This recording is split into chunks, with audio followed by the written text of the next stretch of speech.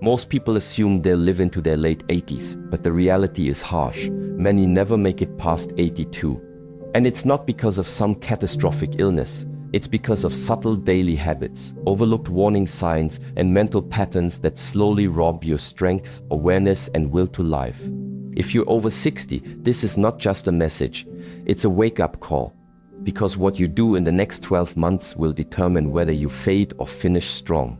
Stay to the end, because the final reason is the one no one dares to say out loud. They stop moving. Motion is life. And yet, for many people as they get older, movement becomes optional, something to fit in, if they have time, if they feel up to it, or if the weather allows. But the body doesn't wait. The body listens to what you do and what you don't. And when you stop moving with purpose, your body doesn't just pause. It starts shutting down. Muscles shrink. Bones lose density. Your balance fades. Your circulation slows. And the body begins to do exactly what you're teaching it to do, less. Most seniors don't make a conscious decision to stop moving. It happens gradually. You retire. You no longer have to walk to work. You spend more time indoors.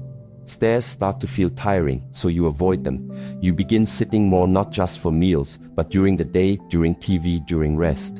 And soon, movement becomes something you react to, not something you initiate. You walk because you have to, not because you want to. You stretch because something hurts, not to stay limber.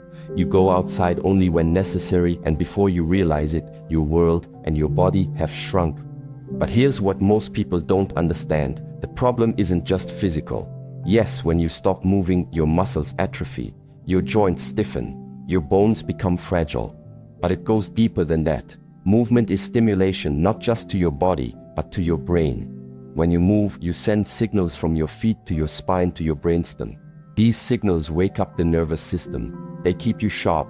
They regulate your mood. They remind your body, I'm still here. I still have purpose. The moment you stop engaging your body with intention, your brain activity starts to dim. You feel slower, less creative, more tired. You begin to lose confidence. And slowly you lose identity, because movement is identity. The way you walk, stand, reach, stretch, and hold yourself, it tells your nervous system that you're still living, not just surviving. That's why walking around the house isn't enough. It's better than nothing, yes, but it's not functional training. It's survival movement. It's automatic. It doesn't challenge your posture. It doesn't strengthen your glutes, improve your stride, or reinforce your balance.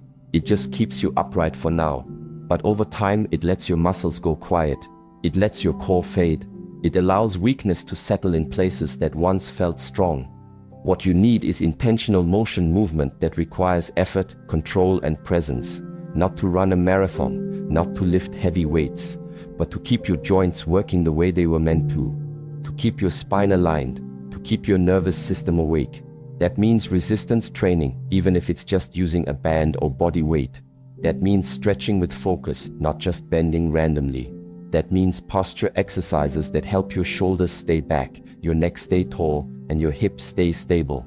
And yes, it means walking with purpose, every day, outside if possible, where the surface changes, where you have to engage your balance and stride with real awareness. Every time you move with intention, you tell your nervous system, I'm still needed, keep me sharp.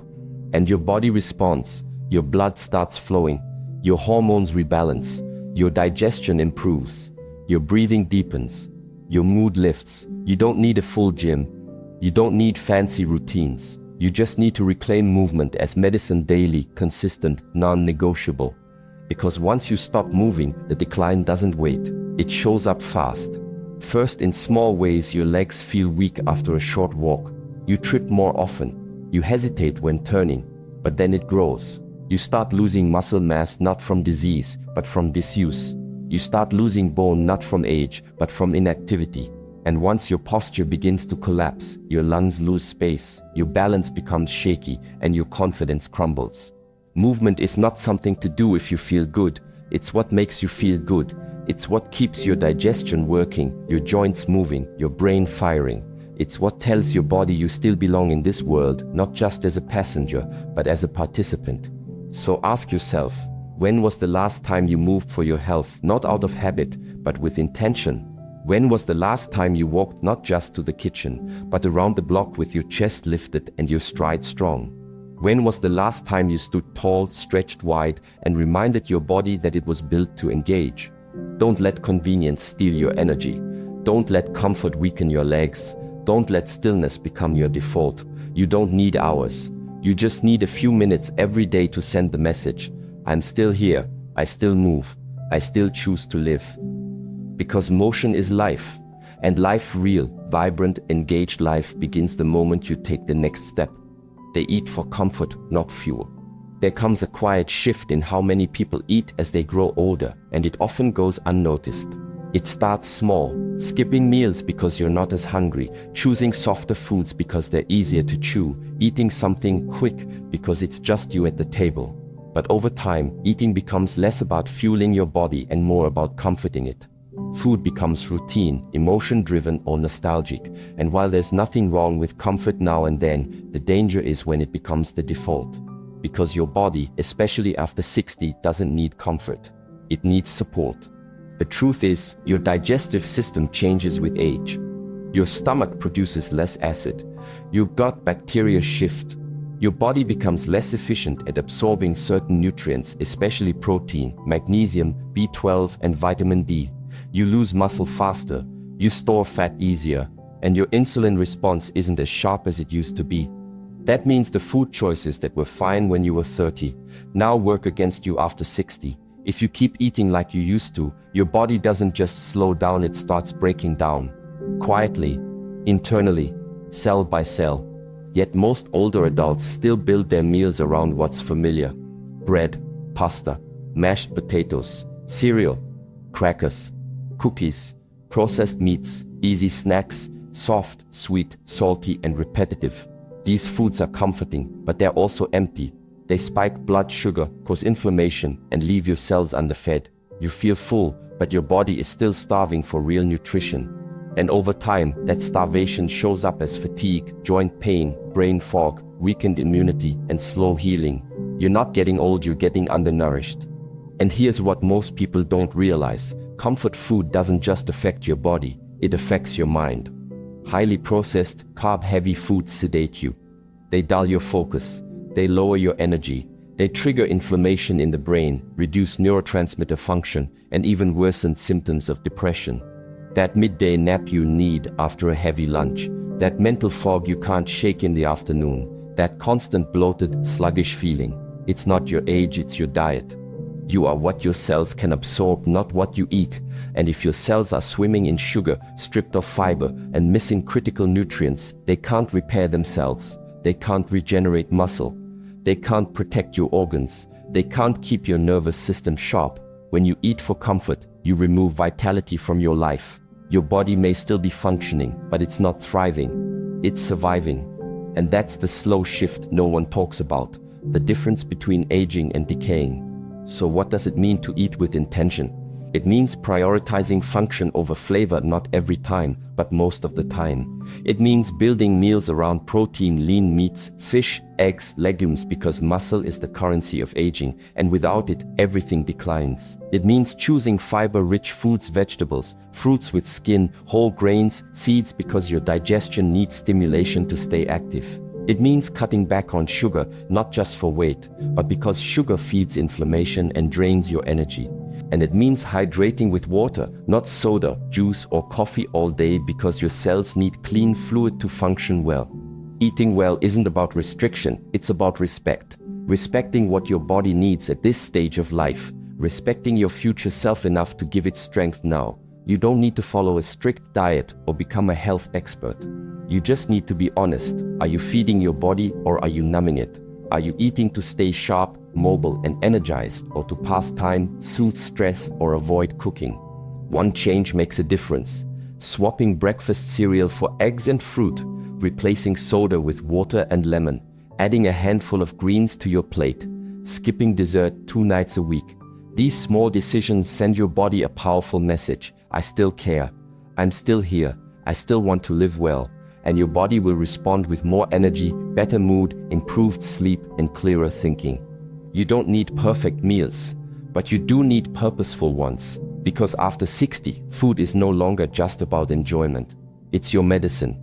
It's your momentum. It's your message to your cells that you're not giving up, you're just getting started.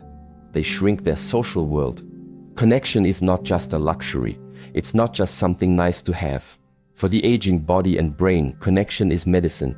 It's what keeps the nervous system regulated. It's what keeps your mind sharp, your heart steady, and your spirit alive. But as people grow older, many begin to shrink their social world slowly and often without noticing. They stop calling friends. They stop attending events. They skip family gatherings. Conversations get shorter. Days get quieter. And that slow quiet becomes a kind of isolation that can do more damage than any disease.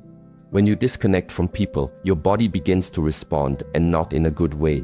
Studies show that social isolation increases your risk of early death, more than obesity, more than alcoholism, and even more than physical inactivity. It raises cortisol, the stress hormone. It suppresses immune function.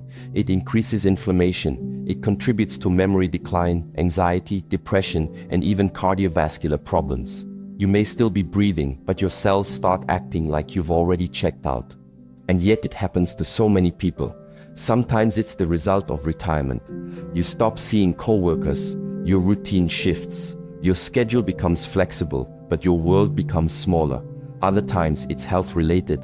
You lose mobility and suddenly leaving the house feels like a hassle. Or friends pass away, families move, the phone rings less often, and you find yourself spending entire days in silence, not because you want to, but because you've accepted it as normal. But loneliness is not normal. It's not just an emotional state, it's a physical condition that takes a real toll on your health. What many don't realize is that social interaction is neurological exercise. Every time you talk to someone, really talk, your brain is firing on multiple levels. You process language, remember details, read body language, respond to emotion, and navigate the rhythm of the conversation. It keeps your brain alive. Laughter boosts dopamine. Listening activates empathy. Physical touch reduces blood pressure and stabilizes the heart. These aren't small things. They are the hidden regulators of your internal world. And when they disappear, your body begins to withdraw from life itself. That's why it's not enough to just be around people. You need meaningful interaction, real connection, the kind that reminds you that you still belong here, that your story matters, that someone sees you and that you see them. It can be a phone call, a coffee meetup, a walk with a neighbor, volunteering once a week, joining a group even if it's small. These aren't luxuries, they're non-negotiables. Because when you are seen, heard, and needed, your entire biology shifts. You stand taller, you think clearer, you feel younger. Your cells remember how to live. On the flip side, when people stop reaching out and, more importantly, stop letting others in, the decline is faster than anyone expects. It starts as simple forgetfulness. Then sleep worsens, motivation fades, you stop caring how you look, how you move, what you eat. You begin to fade from the inside out long before your body fails. It's not the heart that goes first, it's the connection to life. And yes, the world feels different now. Faster, more digital. People scroll instead of speak. Everything seems noisy, but that's exactly why you must remain in it. You don't have to keep up with trends or technology. You just have to stay human. Stay present, be the one who starts the conversation. Call your children, message your old friends, start a game night, attend that community event even if it feels awkward at first. Because the longer you stay engaged, the longer your body stays responsive. And let's be honest, it takes courage. It's easier to withdraw, easier to say no thanks and stay home. But if you want to protect your health, your memory, your emotional strength, you need people, not hundreds. Just a few who bring life into your world, who challenge you, listen to you, remind you that you still matter. You don't outgrow connection. You grow into a deeper need for it. So ask yourself honestly, when was the last time you reached out without waiting to be contacted first? When was the last time you had a real, face-to-face conversation that left you smiling or thinking or remembering? When was the last time you were hugged, really hugged, and felt your nervous system settle? These things are not extra. They are fuel. They are part of your longevity strategy, whether you realize it or not. Because here's the truth. The moment you stop being part of the world, your body starts preparing to leave it. But the moment you choose to engage again, to be present, connected, and alive, everything begins to shift back toward life. You don't need 1,000 friends. You need connection. Deep, consistent, meaningful connection. Don't shrink your world, expand it even by one conversation. They sleep poorly and accept it as normal. One of the most dangerous myths about aging is that poor sleep is somehow normal. That after 60 or 70, you're just supposed to accept broken rest, long nights of tossing and turning, and early morning wake-ups you never asked for. But that's not just wrong, it's harmful. Poor sleep is not a harmless side effect of aging. It's a red flag, a signal that your body's internal systems, your brain, your hormones, your immune system are struggling. And if you ignore that signal, the damage doesn't stop. It compounds, quietly, night after night. Most people don't connect sleep to long-term health. They think of it as rest optional, negotiable, based on comfort. But sleep is not just rest. It's recovery. It's the time when your brain detoxifies, when your immune system repairs, when your hormones reset, when your memories consolidate, and when your body decides whether to heal or deteriorate. If you're waking up every 2 hours, relying on pills to get to sleep, or feeling groggy and heavy each morning, you're not just tired. You're aging faster. Sleep loss shrinks the brain. This is not theory. It's been shown repeatedly in brain scans. A tired brain doesn't just feel slow, it actually becomes smaller over time. And the areas most affected, the ones responsible for memory, attention, emotional regulation, and decision making, you start forgetting names. You lose patience faster. You become reactive, anxious, or withdrawn, not because of personality, but because of poor brain hygiene. And it doesn't stop at the brain. Poor sleep wrecks the immune system. Just one night of disrupted sleep lowers your body's ability to fight off infection. Chronic sleep issues raise inflammation, the same kind of systemic inflammation linked to heart disease, Alzheimer's, arthritis, diabetes, and depression. Your joints ache more. Your gut becomes more sensitive. Your body heals slower. And the worst part, it all feels subtle, manageable, just a little tired. But inside, the damage builds. Yet despite all this, many older adults continue to accept poor sleep as their new reality. They shrug off the symptoms. That's just how it is now. They take a pill, scroll on their phone, or leave the TV on until they drift off, and they think that rest is enough. But that kind of sleep-broken, shallow, drug-induced doesn't restore your body. It sedates it. It puts you in a kind of limbo where your nervous system never fully resets. And over time, that wears you down in ways you can't always see. The solution isn't just more sleep, it's better sleep. And better sleep doesn't happen by accident. It requires discipline. It requires you to protect your rhythm, your circadian clock, like you would protect your health. Because it is your health. That means less light at night. Your body takes cues from brightness. When you keep lights on late, you tell your brain it's still daytime. That delays melatonin release and shortens your deep sleep. The fix: dim the lights after sunset. Avoid screens 2 hours before bed. Let your body feel the shift from day to night. Temperature matters too. Your core body temp needs to drop by 1-2 degrees to fall into deep sleep. A warm room blocks that process. Sleeping in a cooler environment, ideally around 65 degrees Fahrenheit, 18 degrees Celsius, can increase the amount of time you spend in the most restorative sleep stages. And if you're waking up sweating or restless, temperature might be the hidden enemy. Supplements like magnesium can help. Not sleeping pills, which often just sedate without restoring, but natural calming aids like magnesium glycinate or L-theanine help relax the body without knocking it out. Pair that with breathwork, slow, intentional breathing before bed, and you activate your parasympathetic nervous system. The system that says, you're safe, you can let go now. But most important of all is respecting sleep. Making it a priority, not an afterthought. You wouldn't skip meals every day and expect your body to stay strong. You can't keep skipping deep, quality sleep and expect your mind and body to function well. You need to treat bedtime as sacred, a time to unplug, unwind, and prepare your body to heal. If you're struggling to sleep, don't ignore it. Track it. Get a sleep study. Rule out apnea. Fix your room. Create a ritual. Make sleep something you look forward to, not fight against. Because when you sleep well, everything gets better. Your memory, your energy, your immune strength, your mood, your resilience. You don't need perfect sleep, but you do need intentional sleep, and you're not too old to fix it. You're not too far gone to improve it. Your body still wants to heal.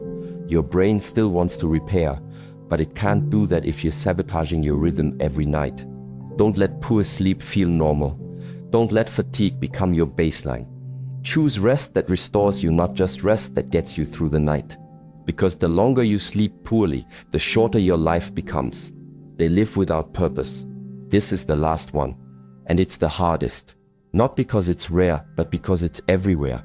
Quiet, unspoken, invisible from the outside, but deeply felt on the inside. It's the moment someone stops moving towards something. When the days all start to look the same. When there's nothing to aim at, nothing to build, nothing to protect or grow. It's not a loss of time, it's a loss of meaning. And when that goes, the body starts to fade soon after.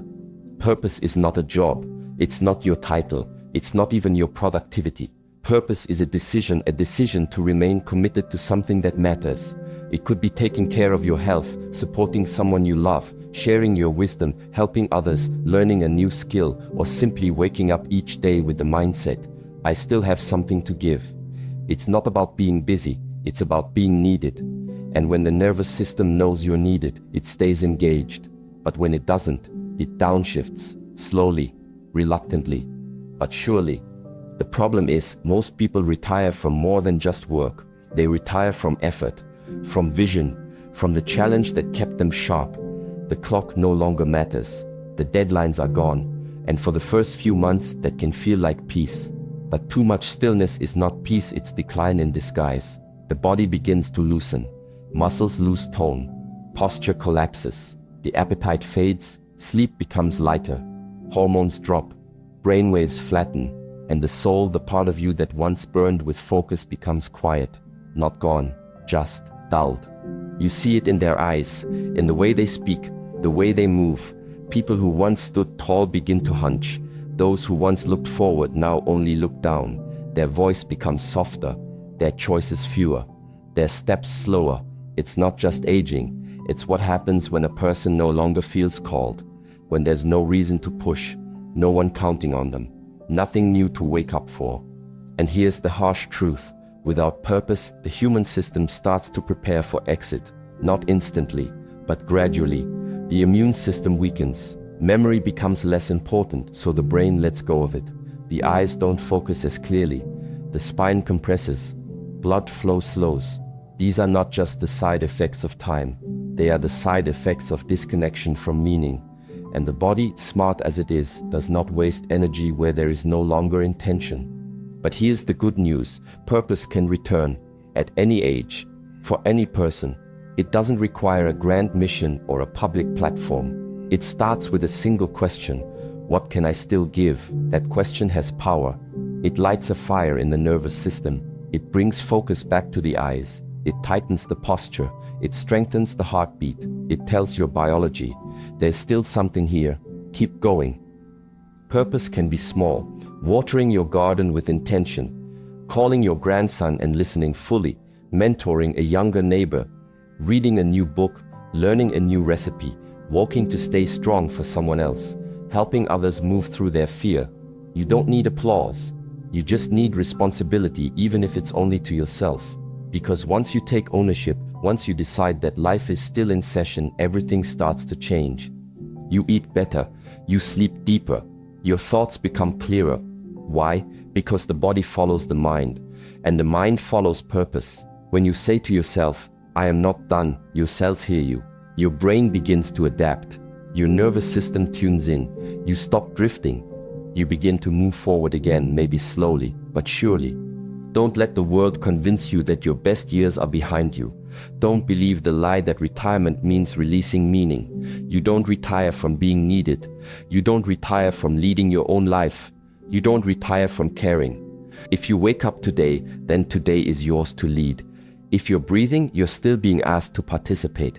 Don't live passively. Don't drift through time.